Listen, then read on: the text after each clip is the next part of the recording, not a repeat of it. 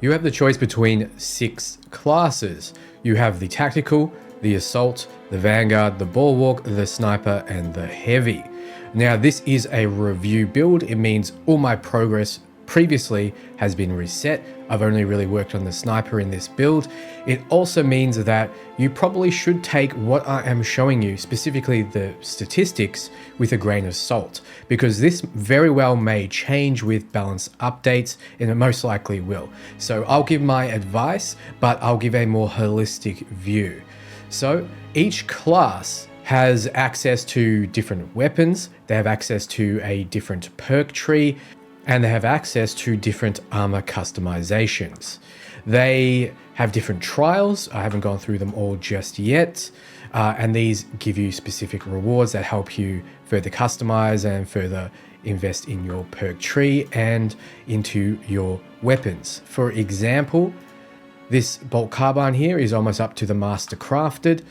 If we were to look at the Stalker bolt rifle, for example, I have available an upgrade here that gives me more magazine capacity and ammo reserve. So I go back down there, and also gives me 1 extra damage. So you can upgrade your weapons as well, and they do have their own perk tree, but I'm not going to go through that in this video. This video I'm going to go through what the difference is between all of these classes, specifically what their ability is, what their perk tree is, and what weapons they get access to.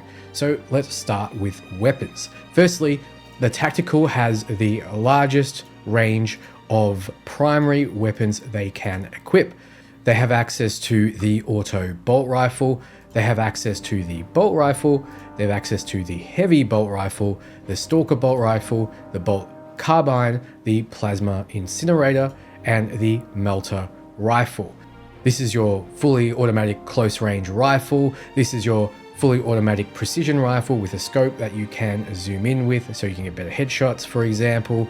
Then we have a mid-range fully automatic rifle. Then we have a scoped high-powered semi-automatic rifle. We have something a bit more mid-range, and we have one you can charge up and release for a bit more AoE damage.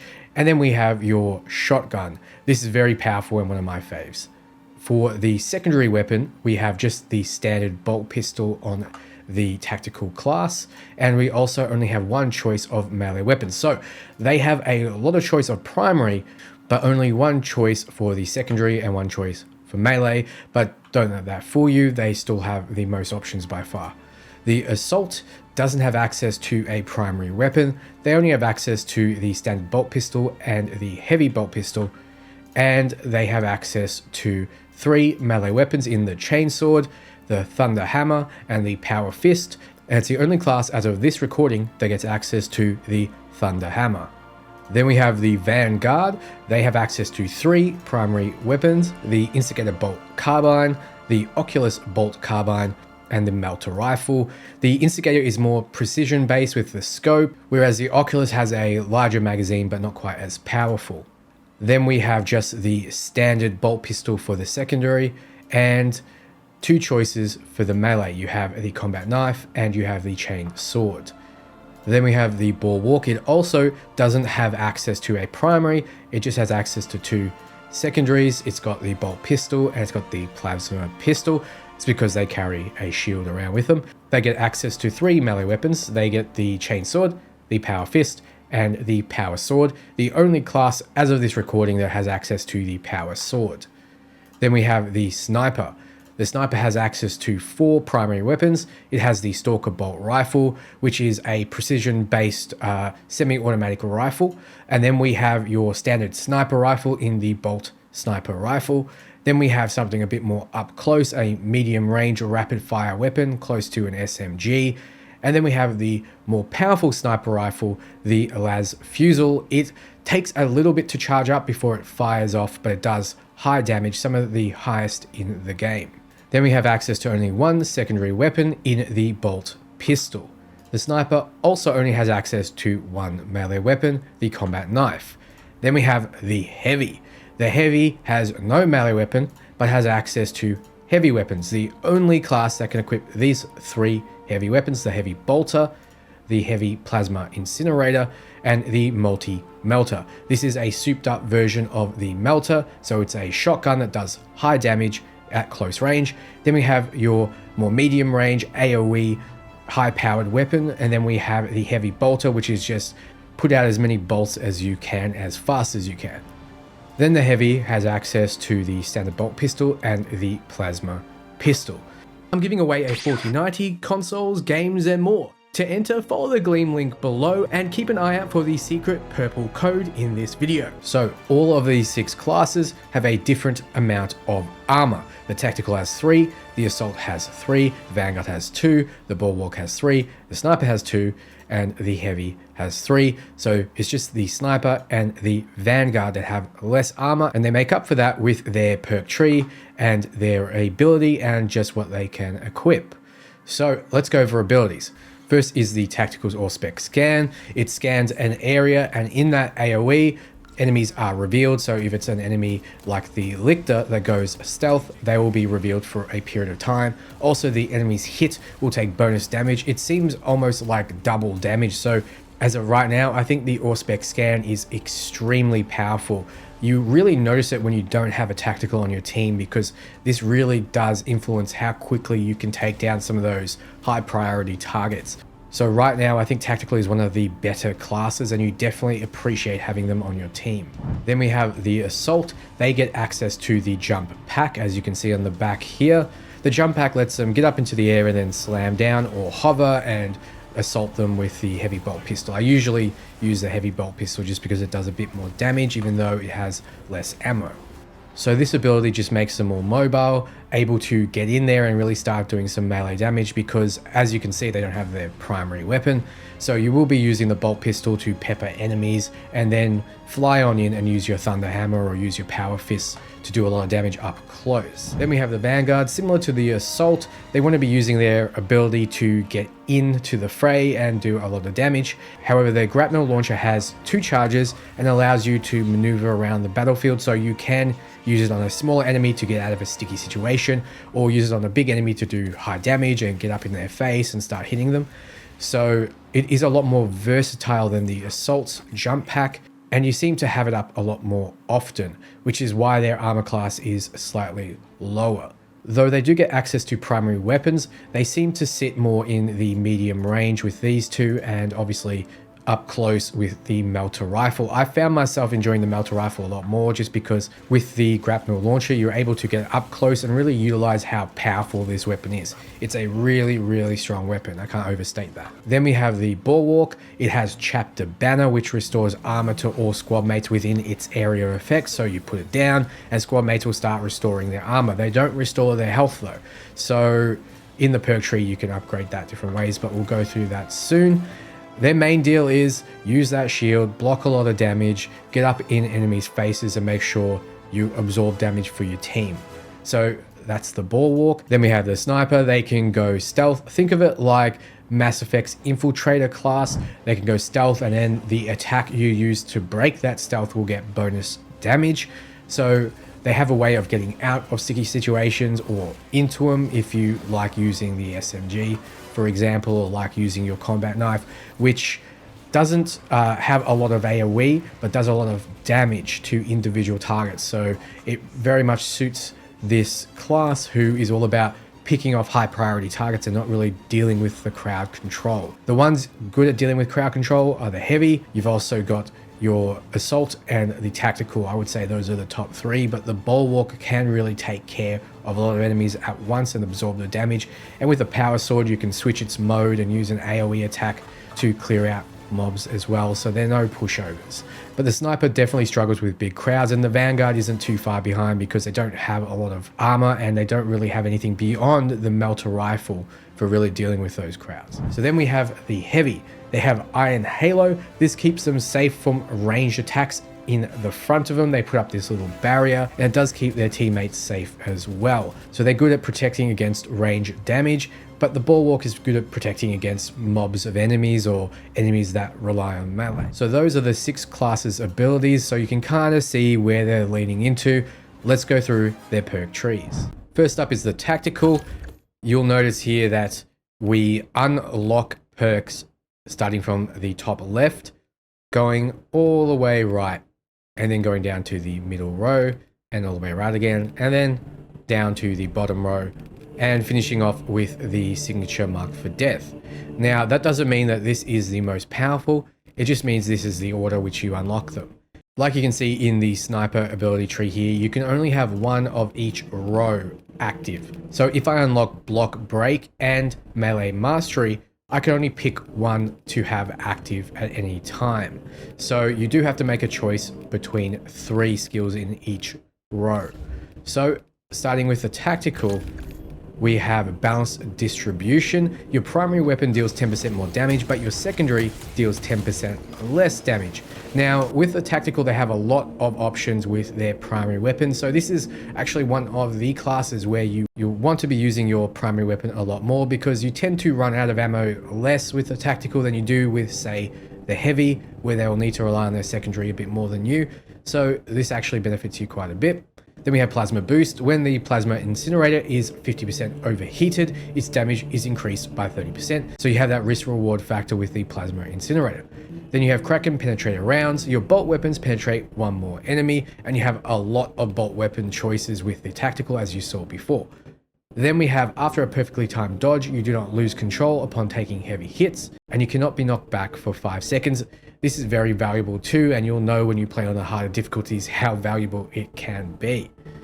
Then we have Relentless Pursuit. After a gun strike, range damage increases by 25% for 5 seconds. Then we have Versatility. After switching weapons, your secondary weapon does 20% more damage. The effect lasts until reloading or switching back to your primary weapon, so encourages a switching playstyle. Then we have Final Shot. After a finisher, the equipped ranged weapon reloads automatically, so this will be your primary if you have your primary equipped, or your secondary if your secondary is equipped. Steady Aim. Recoil is reduced by 10%. Really straightforward to understand, just means you'll be more accurate more often. Then we have Emperor's Vengeance. Killing a Majoris level or higher enemy restores your primary weapon's ammo by 1 magazine. Cannot exceed maximum ammo capacity, so it's not as good as it sounds initially. Cooldown is 30 seconds. Now this is why I was saying before you tend to have more ammo as this class, and this is one of the reasons. Then we have a column for team abilities. This affects everyone on your squad. Recoil is reduced by 20% for all squad members, so if you have Steady Aim as well, you have 30% less recoil, and this does add up. Then we have range damage is increased by 5% for all squad members. 5% might not seem like much, but everyone is doing range damage. Then we have Transhuman Physiology. All squad members restore 30% more contested health. Now, I'll be honest, I haven't used this that much, so I don't know exactly how useful it is, but all of these you can't really go wrong with. Scanning an Extremis or Terminus level enemy restores Auspex Scan charge by 50%.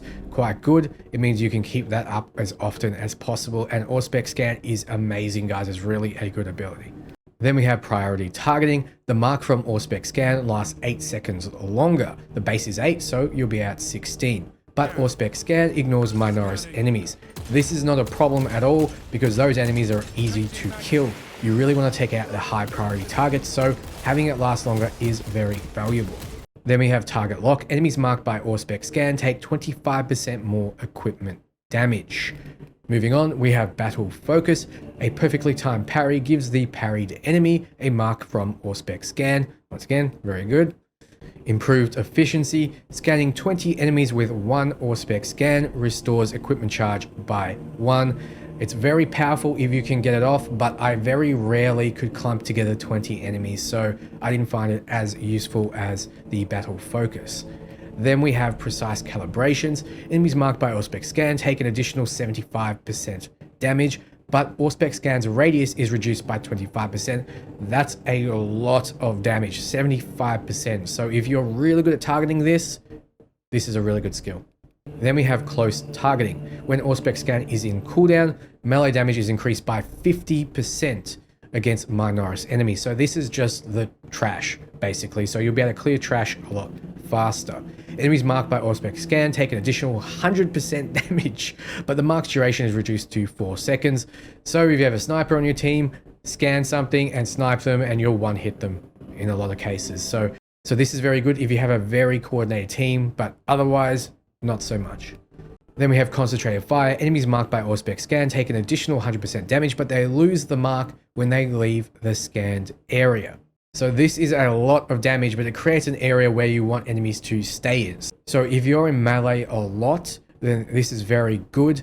I wouldn't call it concentrated fire. I call it concentrated beat up or something, because very rarely do you use this against enemies and they don't just charge at you or charge at your friends. So it's much more efficient to use it on enemies you're already engaged in melee with.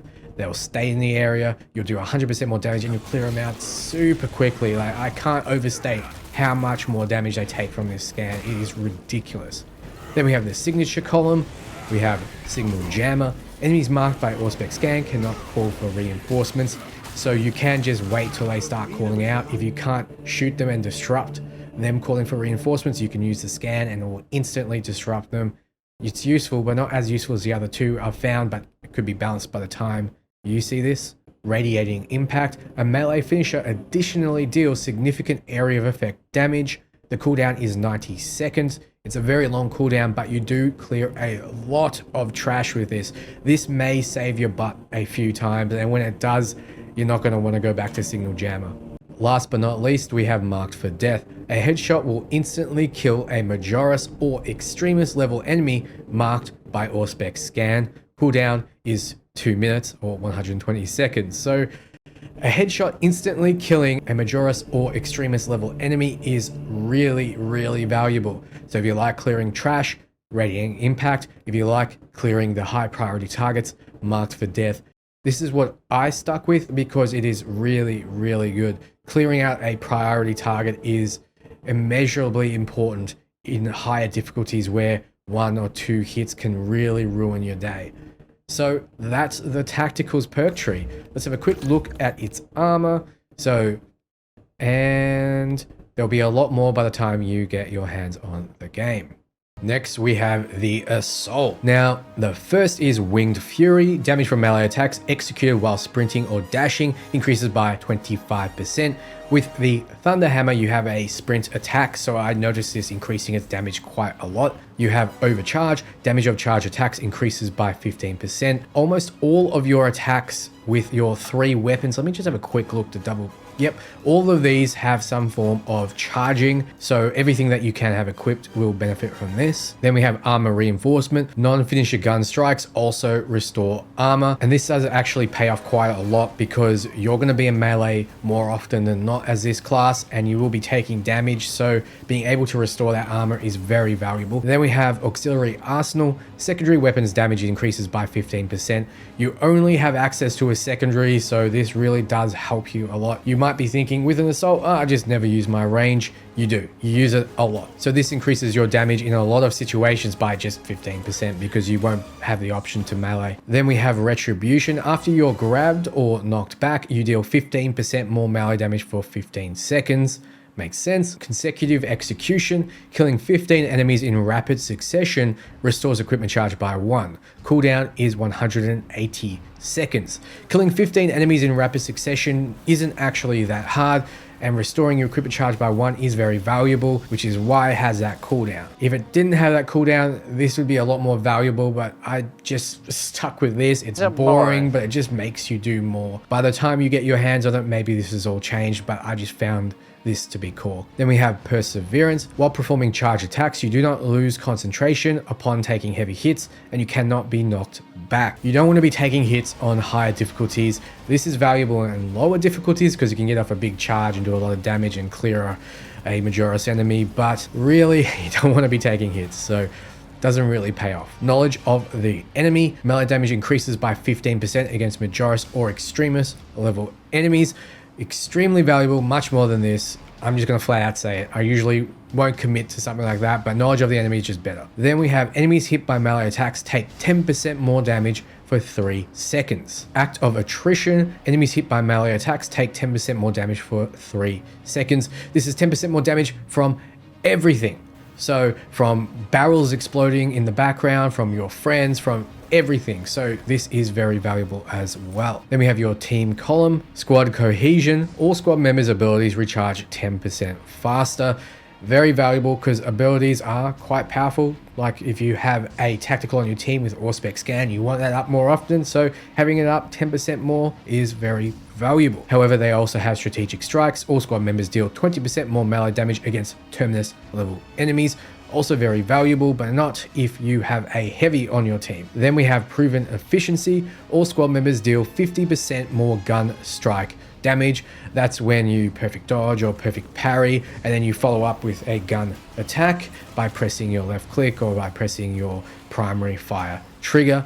50% more damage is a lot, but gun strikes don't happen as often as melee attacks do, or as often as you want to use your abilities, so I'm not quite sure on proven efficiency, but these are all pretty good team abilities. Then we have gear, Smiting Angel. Ground pounds damage increases by 10%. We have Hammer of Wrath. After a ground pound, you do not lose control upon taking heavy hits and cannot be knocked back for 10 seconds. Then we have Precision Strike. Ground pound deals 100% more damage, but its radius is reduced by 50%. So ground pound occurs when you use your jump pack ability. If you hold the right click or your melee attack, you'll choose where to land and you'll slam on down. It's also an ability of the Chain Sword. I believe it's the third attack. If you hold down your melee, you'll do a ground pound or a stomp like attack. So I don't know if that applies to it. I really need to look into it, but I've just been under the assumption it only really affects the jump pack. Then we have Wings of Flame. Jump pack dash damages enemies along its trajectory. So if you tap the ability button,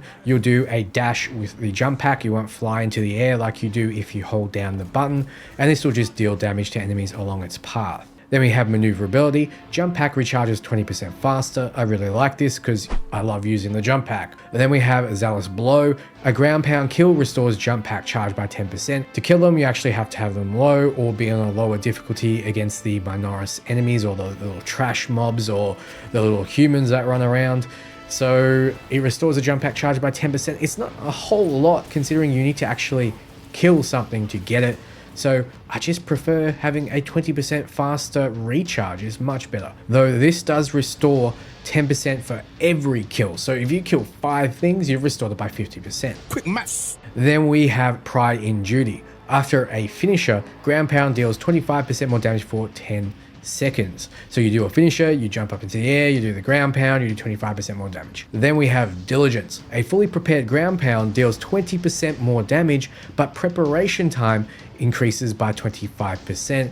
The preparation time's not a huge deal, but I really do feel it, so I don't really like this ability, but you might. Aerial Grace. After a perfectly timed dodge using a jump pack dash, you deal 25% more damage for 5 seconds. Getting it perfectly timed isn't easy. Everyone wants to say that they're great and they can do this very often, but you're probably not going to get this off a lot. The good thing about it is that it doesn't have a cooldown. Then we have the signature column, Ample Ammunition. Any use of jump pack reloads the equipped ranged weapon, so you can reload your weapon quite easily, and especially if you have the maneuverability perk, you can just jump pack more often and reload. So you empty a magazine, fly up into the air, you reload it, you hover, you fire some more, and then you slam down, and that's a really good combo. Then we have Ascension. Jump pack leap deals damage to all enemies in the takeoff area, so you leap up into the air, you damage everything around you, and then you slam back down, damage everything again. Also quite useful. Commitment. A perfectly timed dodge using jump pack dash restores jump pack's ability charge. Now this is where perfectly timed dodging becomes very useful, so if you get quite good at it, this can be very good because you can just dodge around and just continually have a charge of your jump pack. You'll probably be using it to dodge more than jump up to the air and slam down, so a few of these perks might become a little redundant, but if you're good, and you're probably better than me because I never got good enough for this to be useful, you want to pick this up. Let's have a quick look at the Assault's armor. I'm sure we'll get a lot more come release, but this one here looks really good. Then we have the Vanguard. Now I admit this is the class I've played the least. I didn't get them to 25, I got them to roughly 20, so I'm not aware of how exactly Adrenaline Rush works, but bear with me. Now, I've seen other people play it at that level and it was quite effective. It looks quite effective. This whole class looks quite good. I'm not sure how they are in PvP, but I imagine having the grapple launcher would be very useful. Moving target. Each melee attack you land reduces the range damage you take by 1% up to 15%. If you don't land a melee attack for 3 seconds, the effect ends. We have melee mastery. Melee damage increases by 10% against Majoris level and higher enemies. And then we have upper hand, a perfectly timed parry or dodge. You do not lose control upon taking heavy hits and you cannot be knocked back. We've seen something similar before. This is useful if you're taking hits, but on higher difficulties, I can't imagine you want to take those hits because usually one solid hit is going to remove all of your armor and some health, and you don't want to lose health. Then we have duelist, a perfect parry window increases by 50%.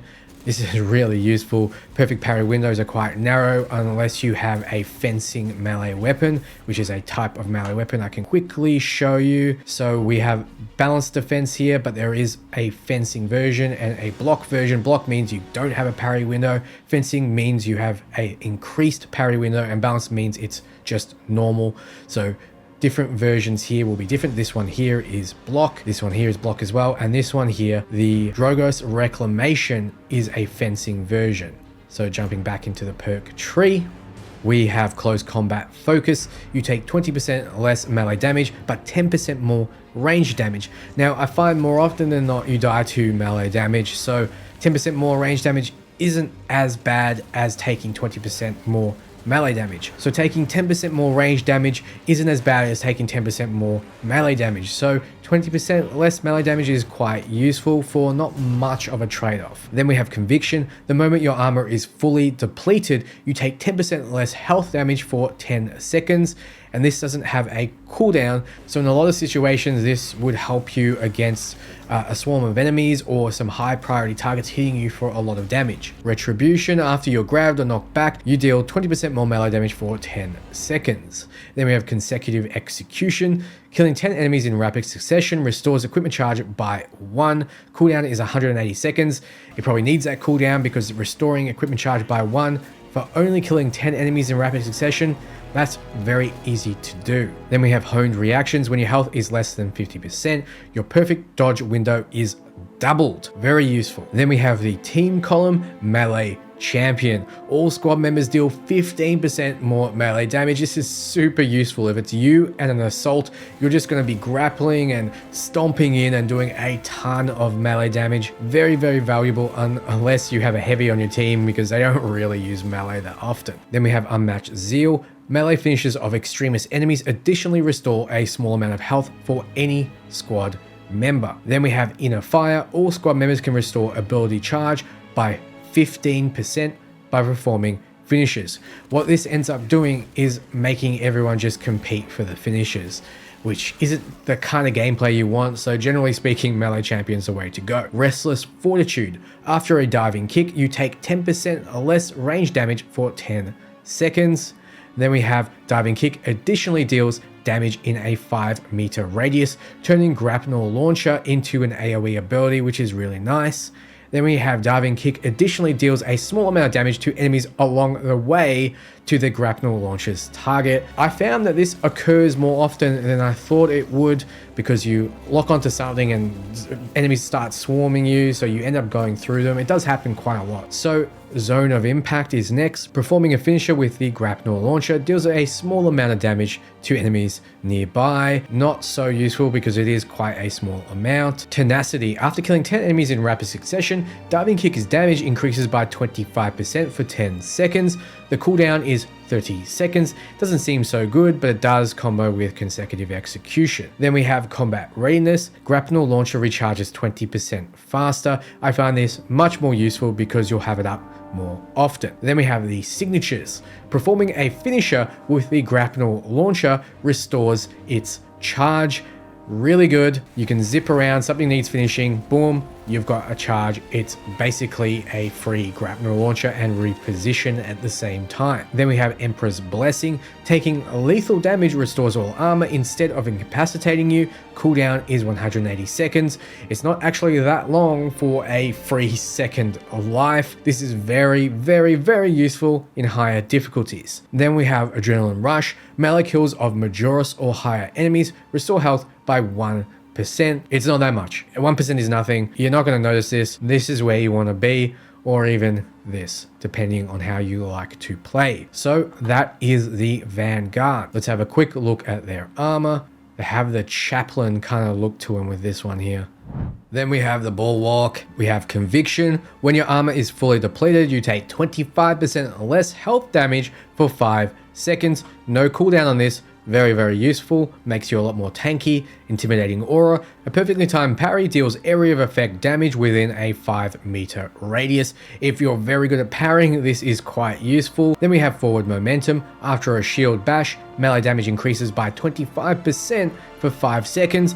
Shield bashing is very easy to do.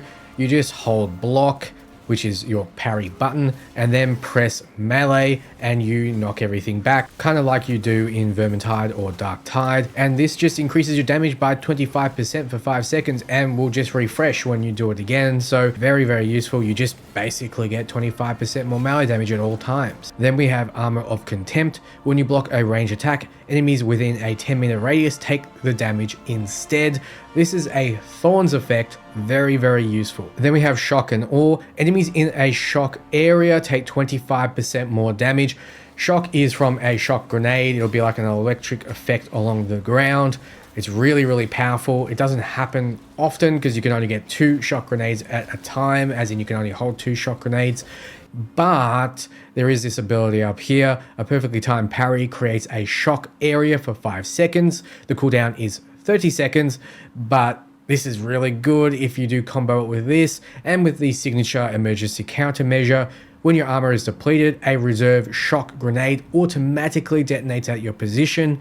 Cooldown 120 seconds. So these all kind of work well together, but if you don't have this, then don't bother with the others really. So let's move on. Scramble targeting. If you're surrounded by 5 or more enemies, you take 20% less damage from ranged attacks. You're almost always going to be surrounded by 5 or more enemies as this class, and when there's less enemies, you can just hold up your shield and block anyway, so you're not going to really worry about the range damage in that case. So this is a good skill. Then we have the shock area from the perfectly timed parry. Then we have Steel Within. When your health is less than 50%, you take 25% less health damage, so that's effectively 12.5% more health total with Steel Within. Really, really valuable, unless of course it one-shots you. It does a lot of damage in one hit, but it's effectively 12.5% more health. Then we have Armor Reinforcement. Non-finisher gun strikes also restore armor. In terms of team abilities, we have Unyielding Ceramite. The delay before armor begins to passively regenerate is reduced by 5 seconds. The base is 25 for all squad members, so it becomes 20 seconds. You're really not going to go 20 seconds often in a big fight. It's not really going to matter too much, but advanced conditioning matters a bit more. Contested health fades 50% more slowly for all squad members, so you're effectively going to have more health because you're going to lose it a lot less of the time. Then we have Effective Formation. All squad members take 20% less health damage from Terminus level enemies. I like this one a lot more than the other 3, but this is more of a personal taste thing. Then we have Gear Concussive Force. Shield Bash deals more damage. Rapid Regeneration. Banner restores armor 300% faster, but its duration is reduced to 5 seconds. That's not long enough in my opinion. I like it just lasting longer, and the amount it restores armor is more than enough. You can tank things quite easily within that area of effect. On harder difficulties not so much, but you want to be blocking and parrying more often. Focus Strength. Shield Bash knocks enemies back and makes them lose control for a longer period of time.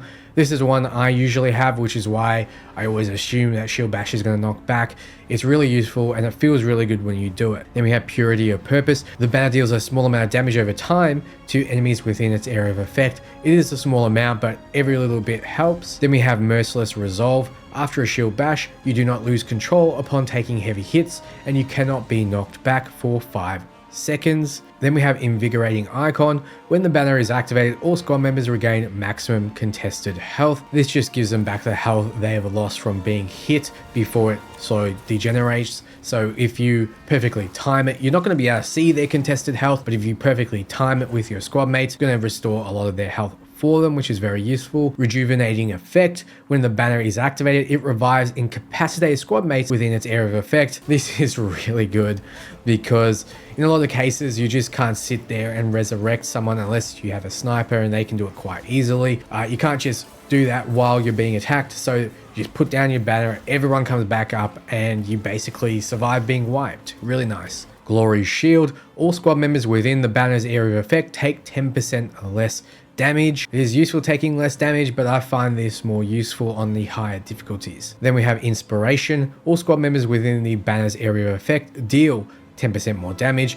This I find is more useful than Glory Shield, just because dealing 10% more damage when it's up turns the banner into something more offensive, so you don't just use it as a defensive ability. Very useful, and dealing 10% from everyone means 30% more damage total to a boss. Quick maths. When your armor is depleted, a reserve shock grenade is automatically detonated at your position. The cooldown is 120 seconds, so it can be quite useful. You don't damage your teammates with this, so don't worry about that. We have Defensive Mastery. A perfectly timed parry instantly incapacitates a Majoris or Extremist level enemy. The cooldown is 120 seconds. Incapacitates means you can use a finisher on them, so it is quite useful, especially if you're good at getting those perfectly timed parries. Then we have Armored Advance. If you have armor remaining, you do not lose control upon taking heavy hits, and you cannot be knocked back, so you become more of an immovable object. But once again, you don't really want to be getting hit, so don't rely on something like this because it will be a crutch. Instead, you gotta learn how to dodge, parry, and block. So that's the Bulwark.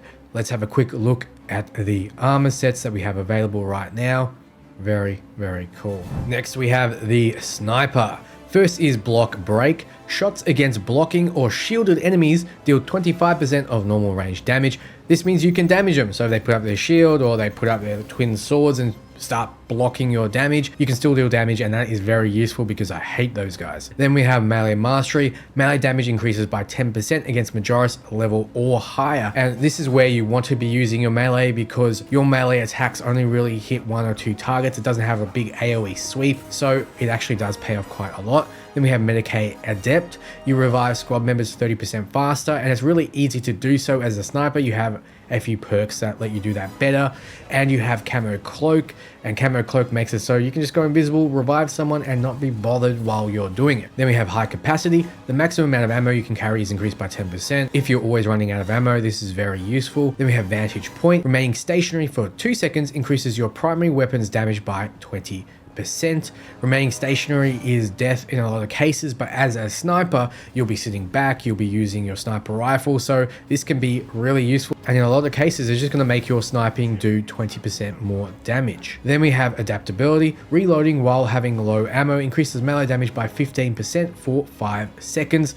This seems kind of redundant because if you're taking the time to reload, you can just use your ranged weapon again, so it'll be, oh, something's coming at you in melee, let me reload so I can do more melee damage. You really don't have the time to do that. So I don't really like this adaptability perk, and I never really remember to reload before I start attacking in melee, so you might, and it might be a lot better for you, but for me it's not really my favorite. And then we have Iron Grip. Recoil from bolt sniper rifles and stalker bolt rifles is reduced by 30%. We have Dexterous Hands. Bolt carbines reload 15% faster. Then we have Lethal Efficiency. Killing more than one enemy with one shot from the las fusel restores its charge by 1. I love this because this happens a lot more than you'd expect because there's always a clump of enemies on the screen. Really, really good. Team wise, we have headshot damage increases by 10% for all squad members. Tell them you have this, tell them to go for the head. They should be anyway. 10% is really good. Weapon spread is reduced by 20% for all squad members. It means you're artificially making them more accurate. Really, really good. Squad renewal. A headshot kill restores ability charge by 10% for any squad member. Really good as well. Then we have Purification. Manually activating Camo Cloak removes negative status effects. This is really good for getting rid of poison specifically, so you can actually see where you're shooting at range if you do get poisoned. However, it only works when you activate Camo Cloak, so by pressing the button, rather than getting the automatic Camo Cloak from some of the other perks that we'll see soon. Manually activating Camo Cloak automatically reloads ranged weapons. Also very useful, but not so much if you're using the las fusel, because because that doesn't need to reload. Then we have Renewal. A headshot kill restores Camo Cloak's charge by 5%. You're going to be going for headshots a lot, so it can be quite useful. Guardian Protocol. When you're reviving a squad member, Camo Cloak hides you and the squad member for 5 seconds without spending a charge. Cooldown is 30 seconds. So this is going Camo Cloak without activating it, which is why Purification and everything in this column says you need to activate it to get its benefit, because you don't get the benefit when Guardian Protocol activates. But this is very useful. You go invisible, your teammate goes invisible, you both resurrect. Really, really useful. You become really good at supporting your team with Guardian Protocol, and they'll love having you on the team for it. Then we have Targeted Shot. The first range attack that breaks Camo Cloak deals 75% more damage. If this didn't exist, I would always pick up Guardian Protocol, but this is so good. And then we have Tactical Ambush. The first melee attack that breaks Camo Cloak deals 100% more damage. This is really good too. If you like getting in melee, if you want to be that sneaky guy that goes around and stabs people in the back, Tactical Ambush is really good. If you want to use your Camo Cloak to deal more range damage, Targeted Shot is really good. Why did they put Guardian Protocol with these two perks? It just makes it so a lot of people aren't going to pick up and keep Guardian Protocol past level 15 once they get Targeted Shot. So, really good ability, almost never used. Then we have Persistence. When Camo Cloak deactivates, you take 10% less health damage for 5 seconds. You don't want to be taking damage at all, but it can be useful. After performing an attack that breaks Camo Cloak, you remain hidden for 2 seconds. Very useful as well. Almost better than this. This only really gives you 3 more seconds over this in terms of a damage reduction, because staying camoed for 2 extra seconds basically means you're not getting hit for 2 extra seconds, which is really good. Then we have Ambush. When Camo Cloak deactivates, it startles nearby enemies. They will temporarily lose control or get knocked back. Cooldown is 30 seconds. This is like taking less damage, just like the other 2 of these perks in this column, but it does have that 30-second cooldown. Then we have signatures. We have Evasion. After a perfectly timed dodge, Camo Cloak automatically activates without spending a charge for 5 seconds. Cooldown is 15 seconds, so not a long cooldown. You get a free Camo Cloak, pretty good, as long as you can perfectly dodge. Then we have when you receive lethal damage, Camo Cloak automatically activates without spending a charge, and you become invulnerable for 5 seconds. Cooldown is 180 seconds. This is much better than the Vanguard's version, and probably the reason why both of them have only 2 armor class, because they do get this ability to basically get a second health bar. So it activates, you're invulnerable for 5 seconds, you get the heck out of there and either heal or wait until your armor restores, or get a finisher off, so you get a pip of armor, whatever. This really saves your hide a lot, and it's very, very useful even in the high difficulties. But then we have Pattern of Excellence. Performing 4 consecutive headshots restores equipment charge by 1. Cooldown is 180 seconds. If you can consistently get headshots, and it's not so easy when things are moving around and it's a very high difficulty, you get an extra equipment charge, but the cooldown is also 180 seconds. So I just can't see a world where this is better than Emergency Override. In almost all cases, you're going for Emergency Override. So that is the Sniper. Let's have a quick look at their armor. Very cool. Last but not least, we have the Heavy. First is Restoration. Killing 10 enemies in rapid succession restores 1 armor segment. Cooldown is 15 seconds. It's going to be really, really, really easy to do this, because killing 10 enemies in rapid succession in a lot of cases is just a multi-melter charge. 1 shot from it will kill 10 enemies in a lot of cases. So the low cooldown of 15 seconds isn't a big hindrance. You're going to get this up a lot. Then we have Multi-Kill. Killing 5 or more enemies with 1 shot from a multi-melter restores ammo by 1. So if you use the multi-melter, definitely use Multi-Kill over Restoration, because having more ammo means you'll be out less often and you can do more damage. In a lot of cases, the Heavy runs out of ammo quite easily, so multi-kill is needed. Then we have Auxiliary Ammunition. When your primary weapon is out of ammo, killing 10 enemies in rapid succession restores ammo reserve by 20%, and the cooldown is 30 seconds. Cooldown is not going to matter because you're going to really find it easy to kill those 10 enemies in rapid succession, and that reserve of 20% is actually quite a lot, so you'll get back to multi-melting or get back to using your heavy bolter, and you'll just continue the pain. Next we have Auxiliary Ammunition. When your primary weapon is out of ammo, killing 10 enemies in rapid succession restores ammo reserve by 20%. Cooldown is 30 seconds. that 30 seconds isn't that long, considering you only really need to use this when you are out of ammo. So killing 10 enemies isn't hard. You can do that quite quickly and quite easily with your offhand or your secondary weapon, so to speak, and you get back that 20%. That will be more than enough to tide you over for the next 30 seconds before you can do it again. So you won't run out of ammo nearly as much with a heavy if you have these two abilities. You can't have them at the same time, but depending on what you have equipped, you're going to pick one of them. Then we have thermal boost. When a ranged weapon is 50% overheated, range damage is increased by 15%. So you'll be using this more often with certain weapons, but not the multi-melt. Then we have health increases by 20%. Just fortitude, 20% extra health. Really, really good. Then we have strategic stand. While in heavy stance, dealing damage restores 15% more contested health, but you'll not be able to move. So you really plant yourself when you press in the middle mouse button, and you have more contested health restoration, but you won't move. I hate this. I hate not being able to move. Most of the time I just fire from the hip with a heavy, especially when you have the multi-melter. I just don't see the point of this. Some people will love it, but overcharge. Damage of charge attacks increased by 20%. When Iron Halo is active, all squad members within 10 meters deal 10% more range damage. So it turns Iron Halo into a more offensive threat, so you'll activate it a lot more often.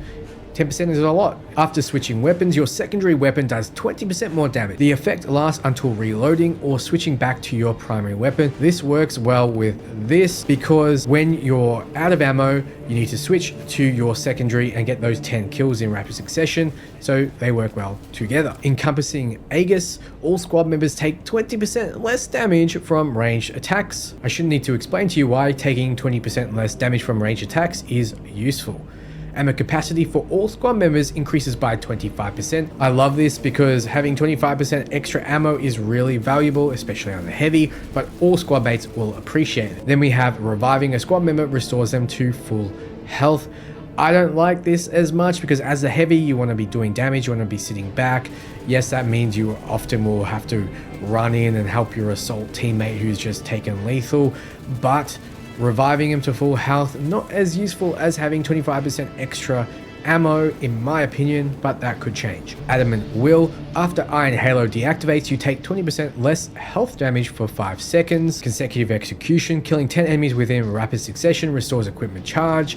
Cooldown is 180 seconds, that is quite long. When Iron Halo expends all its energy, one armor segment is restored for all squad members. This is really good when you're being heavily assaulted by a lot of enemies, so all the time. Obdurate Bastion, Iron Halo's durability increases by 20%, so it basically lasts 20% longer. Field Adjustment, Iron Halo recharges 20% faster, but its durability is reduced by 30%. Basic math, quick maths, suggests that this is better, but you're gonna have to test it out for yourself. Then we have Power Regulator. Iron Halo loses energy 15% more slowly, so you'll have to test all three of these out and see which you prefer based on your play style. Then we have Saving Grace. Reviving a squad member fully restores Iron Halo's charge. Then we have when Iron Halo is in cooldown, range damage increases by 15%. This is my favorite because you just put up Iron Halo, make sure it's always on cooldown, and you just do a flat 15% more damage. Wrath of the Imperium. When Iron Halo expends all of its energy, enemies within a 5-meter radius take significant damage. I don't like this over brute force, I just like having 15% more damage, but this is definitely more flashy. Then we have the signatures, offensive capability. When active, Iron Halo deals damage over time to all enemies within a 5-meter radius. Coolant Reserve. If both of your squad members are incapacitated or grabbed, your primary weapon will not overheat. Then we have Conversion Field. When Iron Halo is active, all squad members within 100 meters regenerate ability charge 50% faster. They won't thank you for this, but this is very powerful. So you can kind of see how the heavy works. Let's have a quick look at its potential armors. Now, more armor is coming for all classes with DLC, obviously, and with updates to the game. So those are all 6 classes. What do you think? Is there any that really stand out to you? As of right now, they all have their clear roles, though that could change over time, so I haven't really gone into depth over how you should play them or how they fit in a team in particular, but you can kind of make out with the perks that they have how they're meant to be played. So if you like this video, let me know below, do the typical YouTube stuff. Thank you so much for watching, and for everything RPG, you're in the right place. Ciao, friends.